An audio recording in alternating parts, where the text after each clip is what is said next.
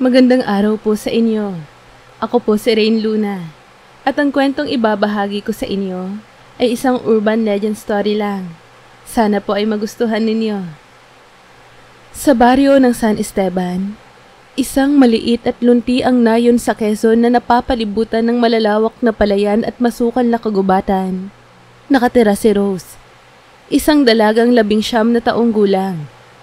Si Rose ay hindi pangkaraniwan ang ganda.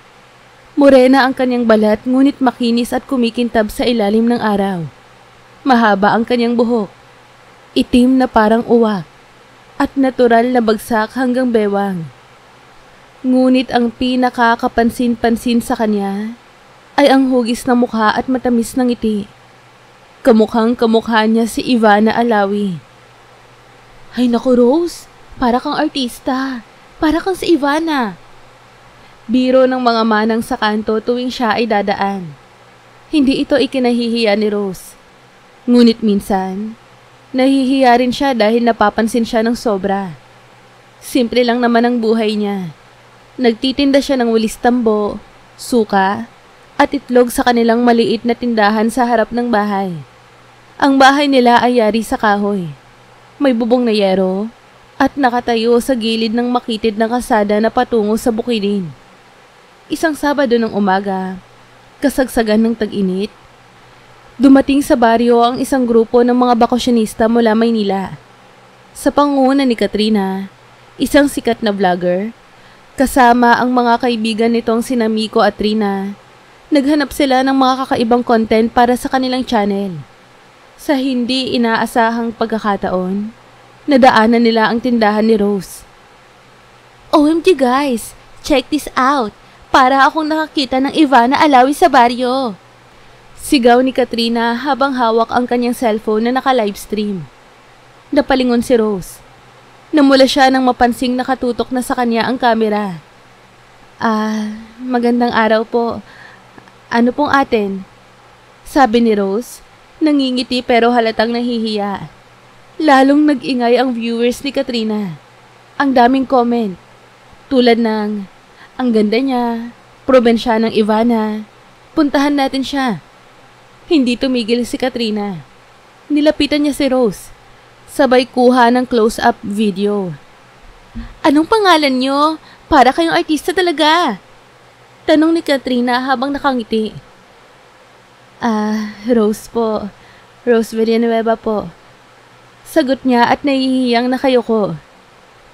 Grabe no, kamukha mo si Ivana Alawi. Swear. Bulalas ni Trina. Natawa si Rose.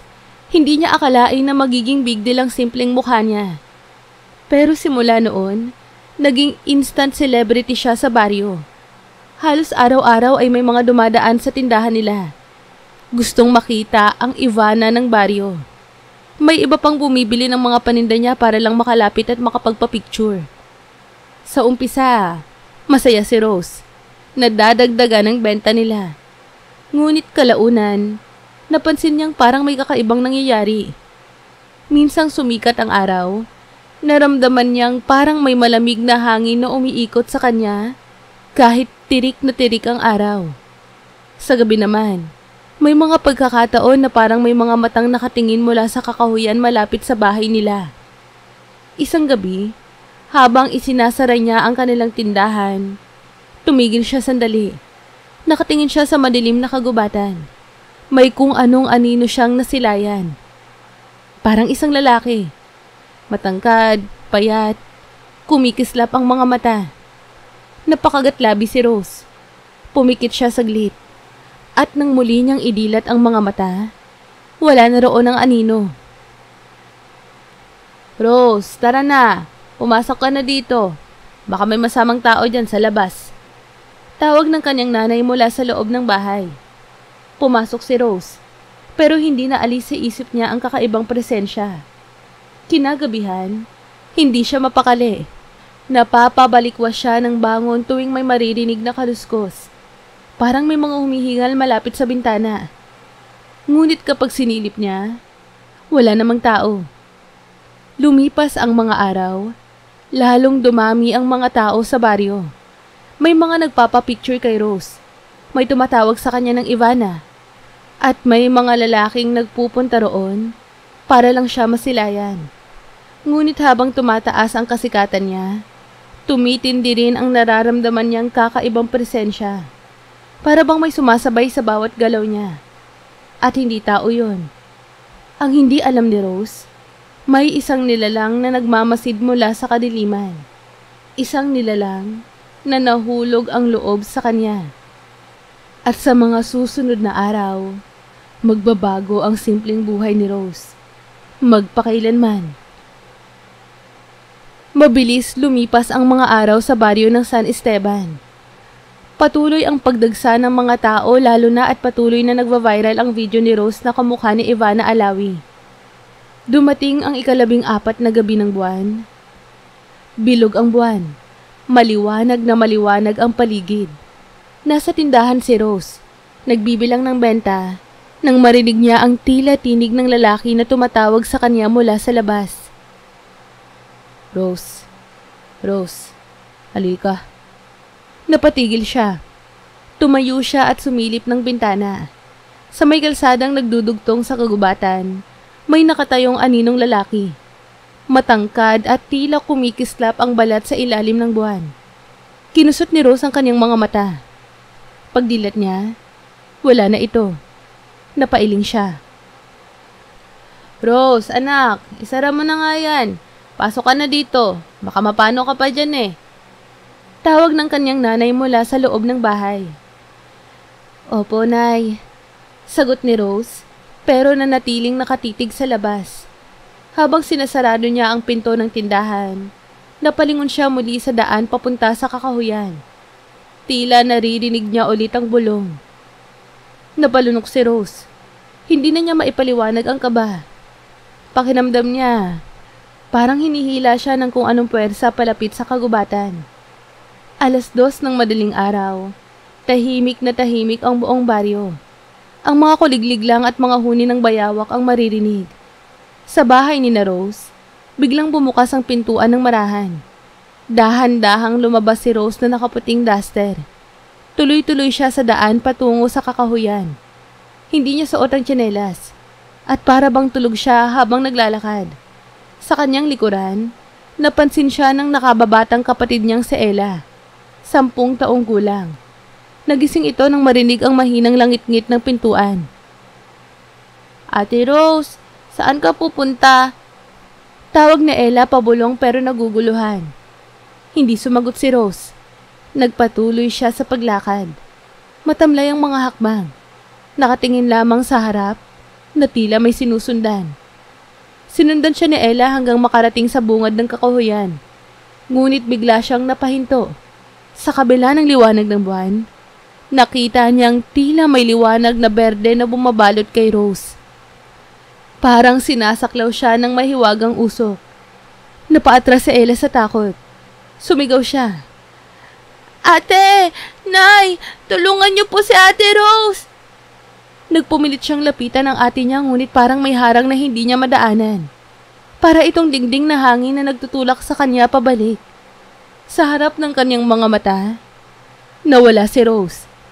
Para bang nilamon ng hangin at liwanag at sa isang iglap, wala na siya roon. Nagkagulo ang buong baryo kinabukasan.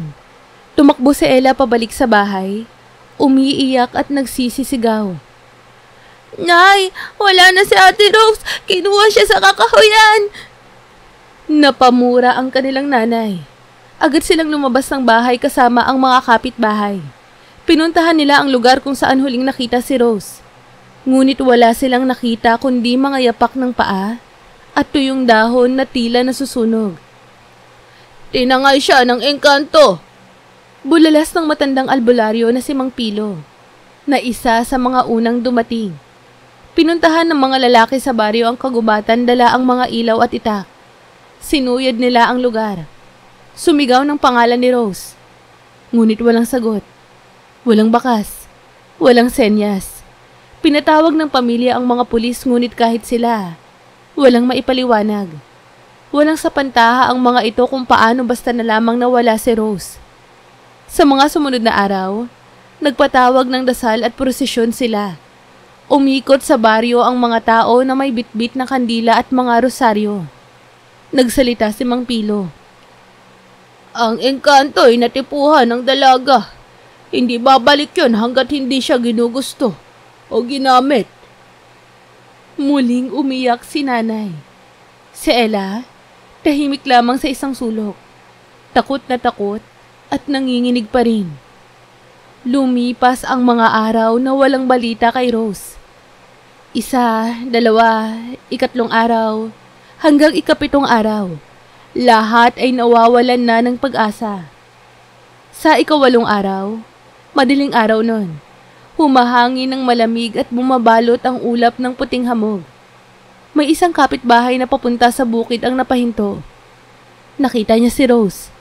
Nakatayo sa gitna ng daan, nakaputing duster, nakayuko at parang tuliro. Si Rose ba yun? Si Rose andyan! Sigaw ng lalaki. Dali-daling pinuntahan siya ng mga tao. Nakita nila si Rose. Payat, maputla, may malalim na mga mata. Pero nanatili itong nakatayo, walang imik. Tila wala na sa sariling nagmamasid sa mga tao sa paligid. Hindi siya umiiyak. Hindi rin siya nagsasalita. Hinawakan siya ng kanyang ina. Nanginginig ang kamay.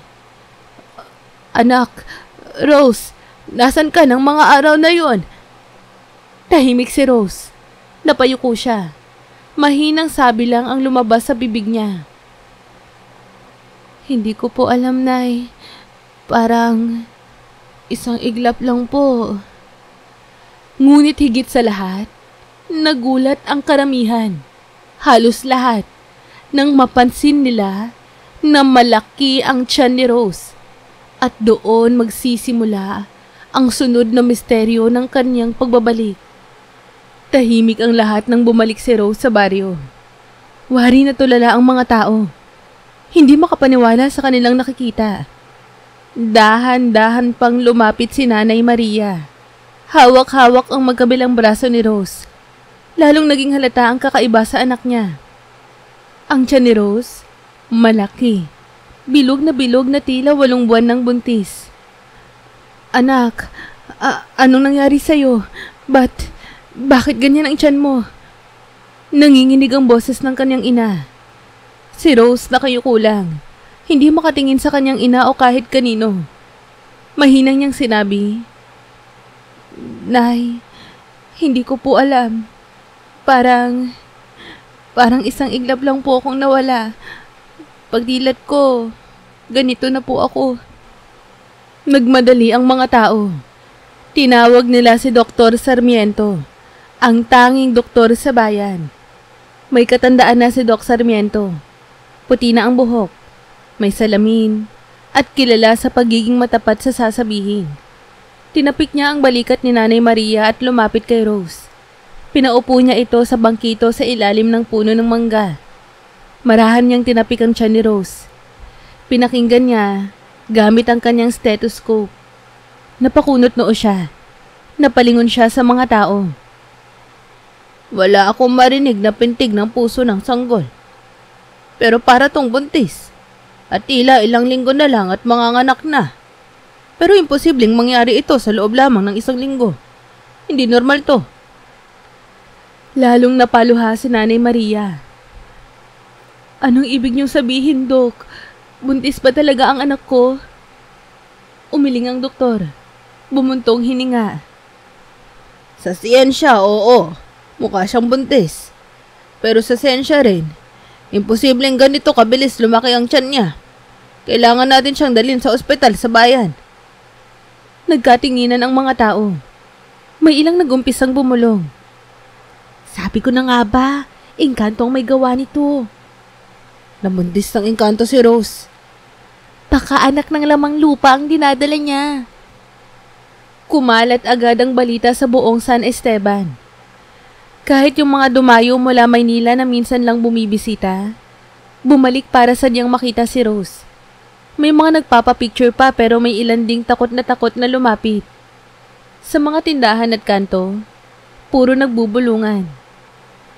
Masyado raw kasi siyang maganda, natipuhan ng engkanto. Baka nga hindi na siya tao eh. Sabi ng matatanda, kapag natipuhan ka ng engkanto, hindi ka na makakawala. Sa gitna ng mga usapan, tahimik lang si Rose. Laging nakaupo sa tabi ng bintana, nakatingin sa kawalan. Parang nalalayo ang isip. Hindi kumakain ng marami. Hindi rin umiiyak. Parang robot na sumasagot lang ng opo o hindi po. Sa mga gabi, madalas marinig ni Nanay Maria na nagsasalita si Rose habang natutulog. Wag po akong iwan. Ang lamig. Wag niyo po akong dalhin. Sino ka? Hindi kita kilala. Minsan, nakita ni Nanay Maria na parang umuungol si Rose sa pagkakahiga. Nanginginig ito. Pawis na pawis kahit malamig ang hangin. Isang madaling araw, bigla itong bumangon mula sa pagkakatulog at nagwika. Sabi niya, sa kanya lang ako. Sa kanya lang daw ako. Nagpatakbo ng luha sa mata ng kanyang ina. Hindi na niya alam kung paano tutulungan ng anak. Makalipas ang ilang araw, lalo pang lumaki ang tiyan ni Rose. Hindi na siya makalakad ng diretsyo. Madalas siyang hinihingal at sumasakit ang balakang. Ngunit kakaiba. Ang kanyang mukha, parang lalong mas gumaganda. Kumikinang ang balat niya sa ilalim ng araw.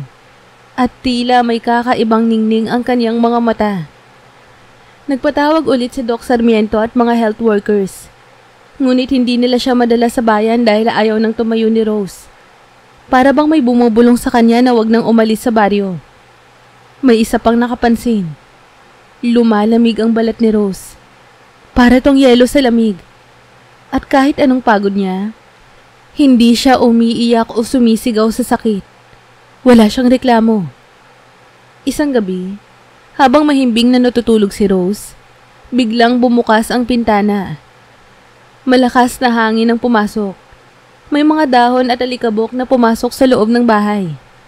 Nakita ni Nanay Maria ang isang anino sa labas ng bahay. Isang matangkad na lalaki na tila kumikislap ang balat sa ilalim ng liwanag ng buwan. Rose, halika na. Bulong ng tinig mula sa dilim.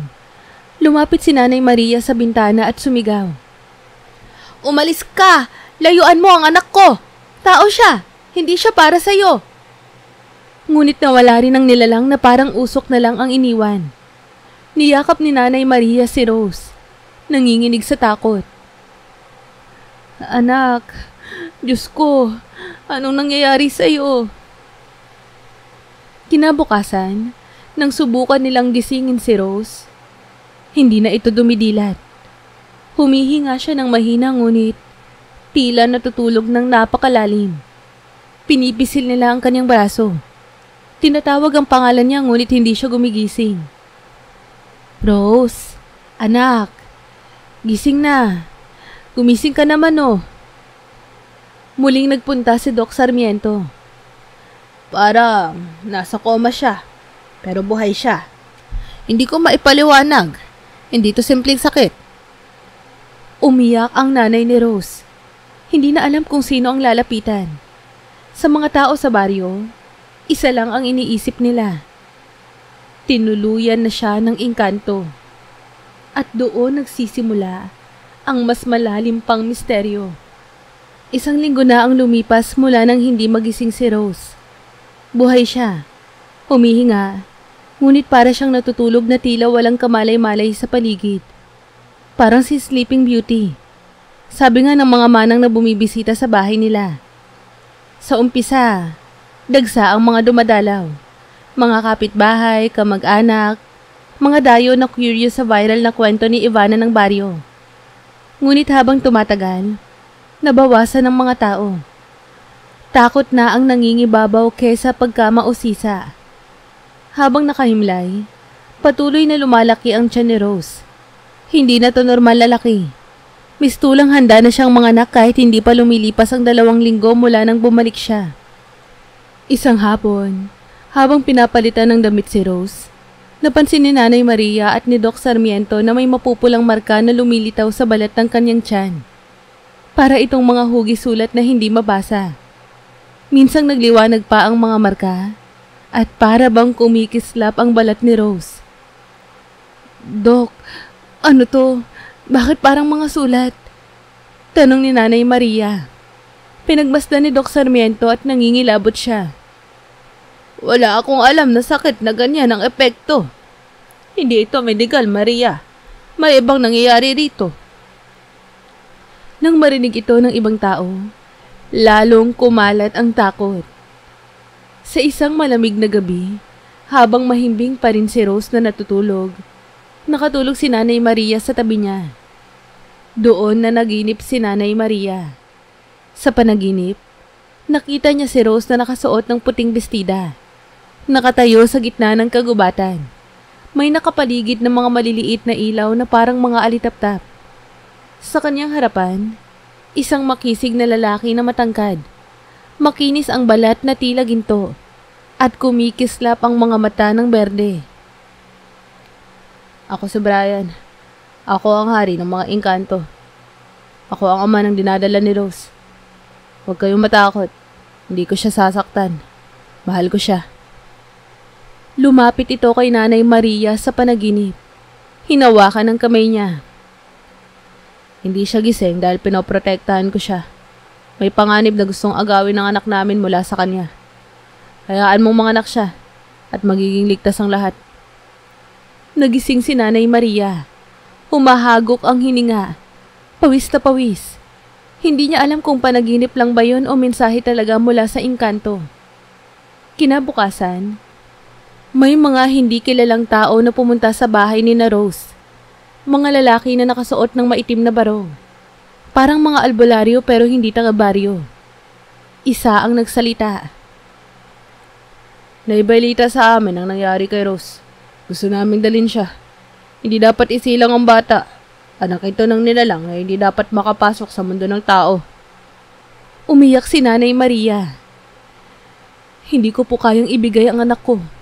Hindi ko siya ipagkakait kahit kanino. Ngunit sumingit ang lalaki. Kapag ipinanganak ang batang yan, hindi lang buhay ni Rose ang nakataya kundi ang buong baryo. Ang mga anak ng engkanto ay may kapangyarihan.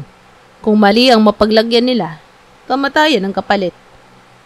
Nanginig si Nanay Maria. Pakiusap, umalis na po kayo. Hindi ko alam kung anong tama o mali pero hindi ko kayang ipamigay ang anak ko o ang dinadala niya. Umalis ang mga lalaki. Galit at tila may binubulong na orasyon.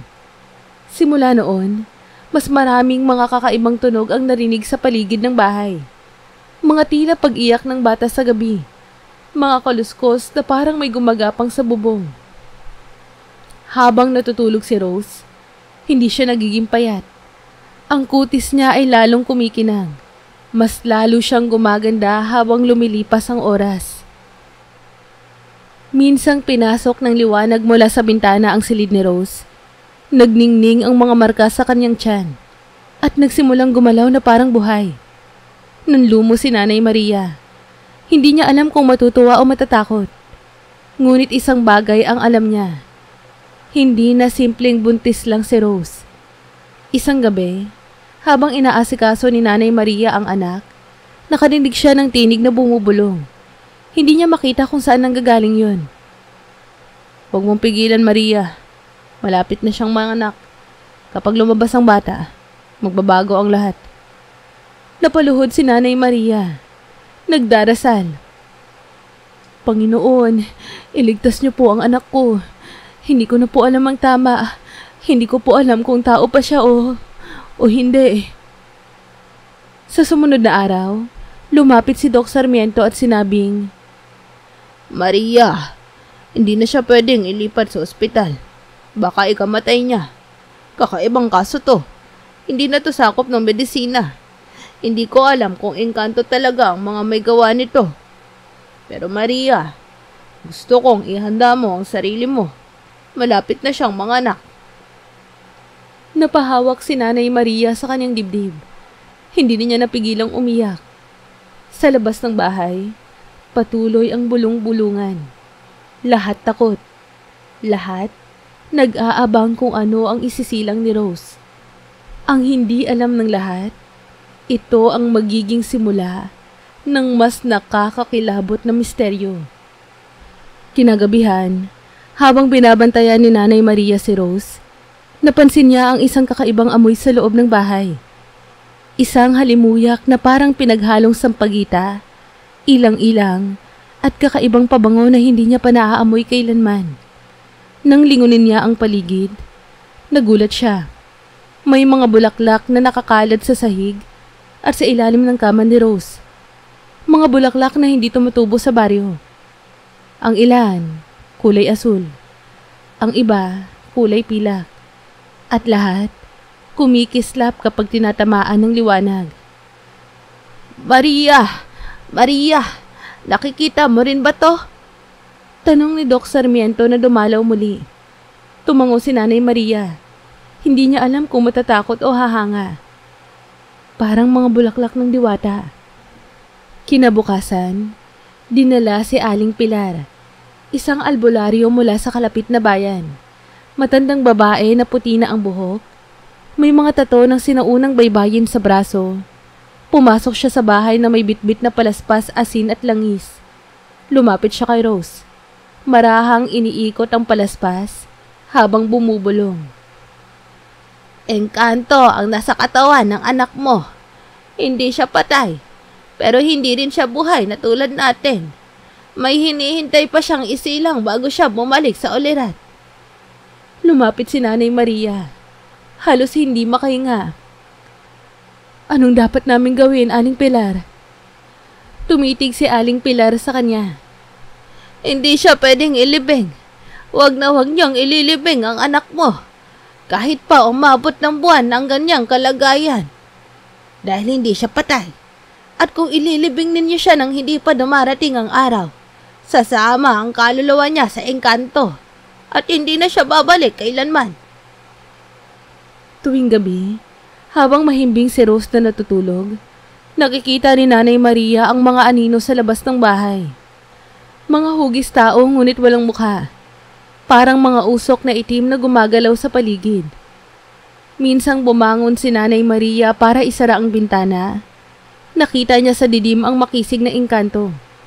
Ang lalaking nakita niya sa panaginip. Matangkad to. May balikat na parang larawang inukit. Kumikislap ang balat na tila dinabunan ng alikabok na ginto. Lumingon na to sa kanya. Tumitig ng malalim. Habang bumubulong. Wala kang dapat ikatakot, Maria. Mahal ko si Rose. Hindi ko siya sasaktan. Malapit na ang araw. Napaatras si Nanay Maria. Nanginginig. Umalis ka. Huwag mong kunin ang anak ko. Tao siya. Ngunit ngumiti lang ang engkanto at unti-unting naglaho na parang usok. Sa kabila ng takot, nagdesisyon si Nanay Maria na hindi susuko ang anak niya. Kahit ano pa ang ipinanganak ni Rose, anak niya pa rin yun. Hindi niya ipapamigay kahit kanino. Kahit engkanto pa ang ama, anak ng anak ko ang bata. Hindi ko pababayaan si Rose, kahit buong baryo pa ang bumaliktad sa amin. Lumapit sa kanya si Doc Sarmiento. Maria, baka totoo ang sinabi ni Aling Pilar. Huwag mo siyang ililibing kahit anong mangyari.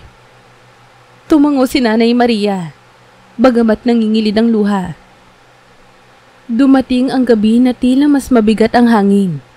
Malamig ang simoy pero parang may mga bumabalot na tensyon sa buong baryo ng San Esteban. Halos walang mga ilaw sa mga bahay. Ang mga kapitbahay, nakasara ang mga bintana at pinto. Tahimik ang lahat. Sa loob ng bahay ni Rose, naroon si Nanay Maria, si Doc Sarmiento, at ilang mga kapitbahay na naglakas loob na tumulong. Hindi na mapakali si Nanay Maria. Sa kabila ng katotohanang mahimbing pa rin si Rose, ramdam nila na may mangyayari. Bumalik si Aling Pilar, ang albularyo. Dinala niya ang kanyang gamit. Palaspas, langis, asin, at mga dahon ng halamang hindi kilala ng iba. Huminga siya ng malalim. Maria, maghanda ka na. Malapit na. Huwag kang matakot sa makikita mo. Huwag mong pipigilan ang anak mo. Kapag pinigilan mo siya, siya ang mamamatay. Hindi malaman ni Nanay Maria kung paano tatanggapin yon. Napakapit siya kay Doc Sarmiento. Nabagamat doktor, ay wala na ring maipaliwanag. Bigla, gumalaw ang tiyan ni Rose. Hindi basta galaw ng bata. Para itong nagsusumiksik palabas. Parang may nilalang sa loob na gustong lumaya. Umaalo ng tiyan niya. Para bang may sariling buhay. Muling nagliwanag ang mga marka sa kanyang balat. Lalong lumakas ang halimuyak ng mga hindi karaniwang bulaklak na nakakalat sa sahig. Napapaluhan na si Nanay Maria. Sa kaligitnaan ng tensyon, bumukas ang bintana ng malakas. Kahit nakasarado yon, nakalak. Pumasok ang malamig na hangin. May lumitaw na makisig na nilalang. Yung engkanto. Ang balat nito, tila binudbura ng pulbos na ginto. Kumislap ang berdeng mga mata. Lahat ng tao sa bahay, tila napako sa kinatatayuan nila. Hindi sila makagalaw. Parang naparalisa. Lumingon ang engkanto kay Nanay Maria. Maria, huwag kang matakot. Di ko kayo sasaktan. Pero kailangan lumabas ng anak namin. Ngayon na. Lalo lang umiyak si Nanay Maria. Hindi niya alam kung paano haharapin ang nakikita niyang kagilagilalas na nilalang. Sa hindi inaasahang sandali, bumukas ang mga mata ni Rose. Ngunit hindi siya tuluyang nagising. Nakadilat lang siya. Nakatitig sa kisame. Habang ang mga labi niya ay bahagyang nakangiti. Sumigaw si Nanay Maria. Rose! Anak, naririnig mo ba ako? Ngunit hindi kumikibo si Rose. Kasabay nito, biglang lumiit ang tiyan niya. Sa isang iglap, mula sa pagiging napakalaki, unti-unting pumayat at lumiit ang kanyang tiyan, na parang naglaho ang bata sa loob. May mga humihiyaw sa paligid. Isa sa mga tulong na si Aling Petra ay napasigaw. Diyos ko po! Wala nang bata sa tiyan niya. Saan napunta? Hindi makapaniwala si Doc Sarmiento. Nakatitig lang. Nanginginig ang mga kamay. Hindi ito posibleng mangyari sa medisina. Hindi ito normal na pagsilang. Karaniwan, kapag nanganganak, may iyak ng sanggol. Ngunit sa pagkakataong yon, walang narinig na iyak. Walang nakitang sanggol. Para bang nawala sa hangin ng bata. Nanatiling nakadilat si Rose. Ngunit hindi siya gumagalaw. Ang mga mata niya, parang baso. Walang luha, walang ekspresyon. Ngunit kumikislap sa ilalim ng ilaw. Lumapit ang engkanto sa tabi niya. Hinaplos ang kanyang pisngi. Salamat, Rose. Pinili mong mahalin ako. Sa isang iglap, tumigil ang paghinga ni Rose. Kumalas ang kanyang dibdib sa paghinga.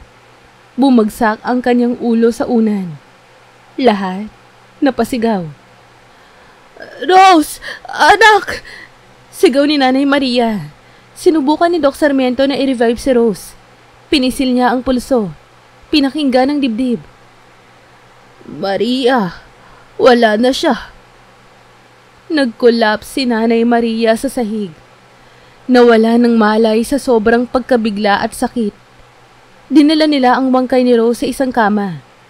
Ilang oras ang lumipas, hindi namumutla o naninigas ang katawan niya. Parang natutulog lang siya.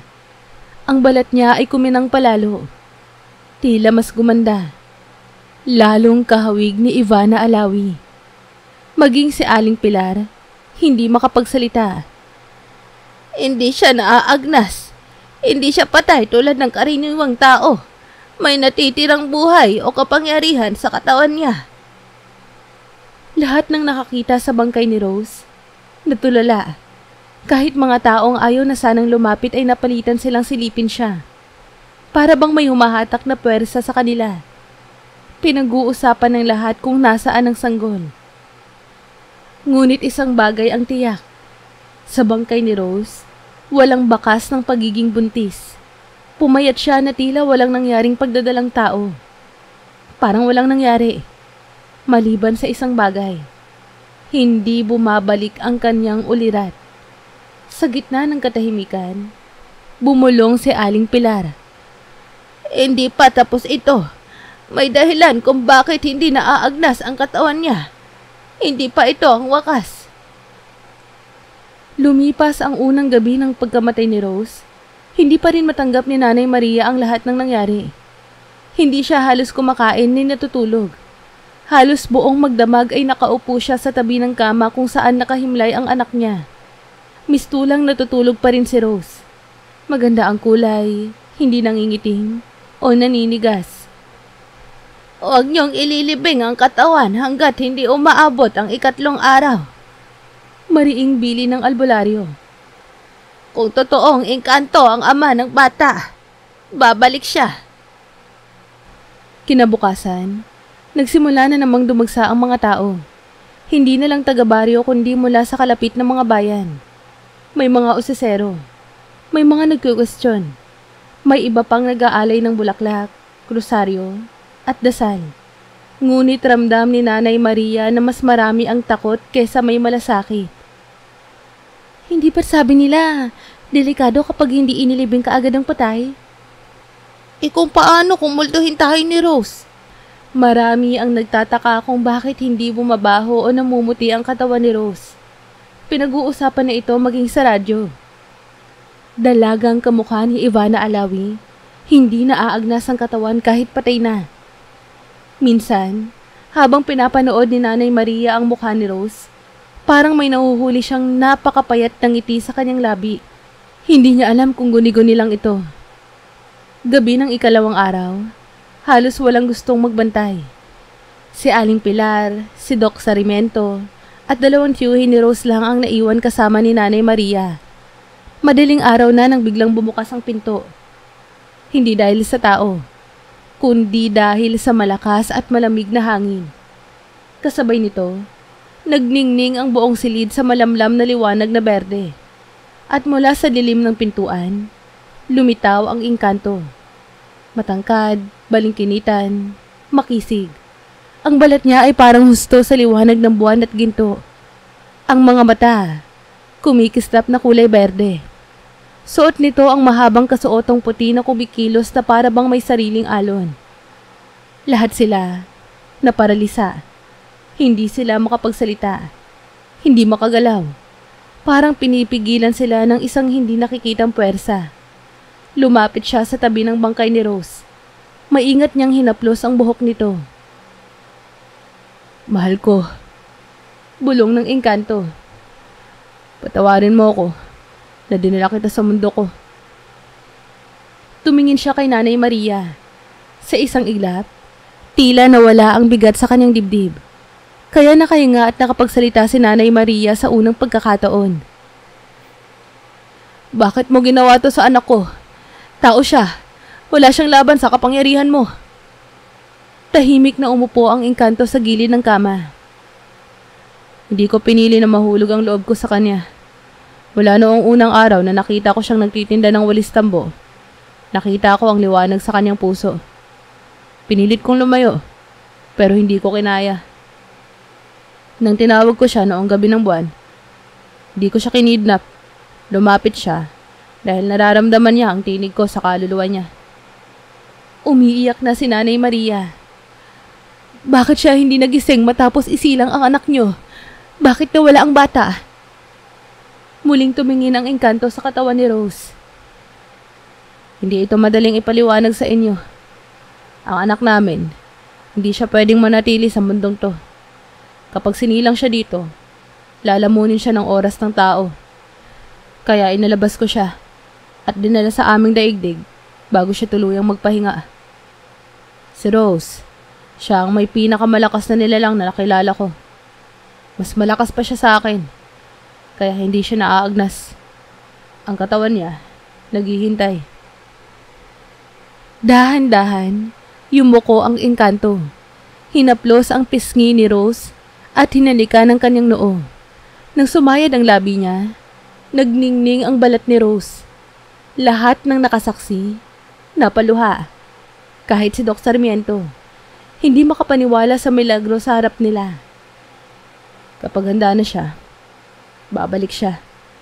Sa ngayon, mahalin niyo siya gaya ng dati. Tumayo ang engkanto at lumapit kay Nanay Maria.